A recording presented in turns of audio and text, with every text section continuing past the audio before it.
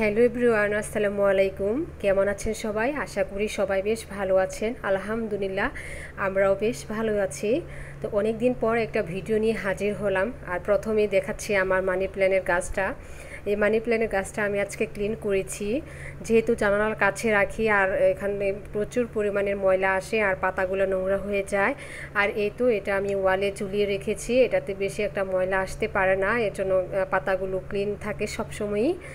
আর দেখা যায় যে এই পাতাগুলো ক্লিন না করলে কিছুদিন পর কেমন হয়ে যায়, দেখতে ভালো লাগে না, ময়লা আটকে থাকে। আর এদিকে আমার মেয়ে একটা ডল ঝুলিয়ে রেখেছে, এই ডলটা নাকি তার খুবই প্রিয়।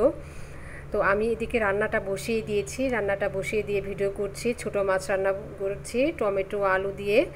তো ছোট মাছ আমার মনে হয় সকলেরই পছন্দ। আর কয়েক আইটেমের একদম মাছ হলে তো কোনো কথাই নেই, তরকারিটা বেশ জমে যায়। আর এদিকে আমি পেঁপে সিদ্ধ দিয়েছি, পেঁপেটা আমি স্লাইস করে কেটে নিয়েছি যেন তাড়াতাড়ি সিদ্ধ হয়ে যায় এর জন্য।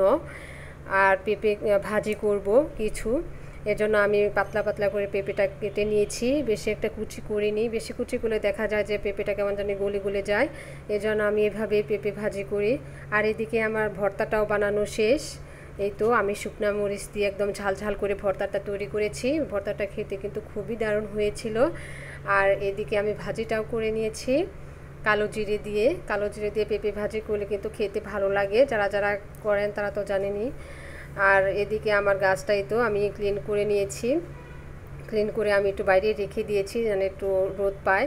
তো আজকে বাইরের ওয়েদারটা কিন্তু খুবই সুন্দর, মানে রোদ নেই, বৃষ্টি বৃষ্টি ভাব, পরিবেশটা বাইরে যেমন ঠান্ডা, রুমের ভিতরে ওরকম। আর এই তো এদিকে আমার বাগান বিলাস গাছে একটা ফুল ফুটেছে অনেক দিন যাবৎ, আর কি অনেক দিন হলো ফুলগুলো ফোটে না। আর বাইরে তো প্রচুর পরিমাণের বাতাস, এই তো গাছগুলো কেমন দোল খাচ্ছে বাতাসে, দেখতে কিন্তু খুবই ভালো লাগছে।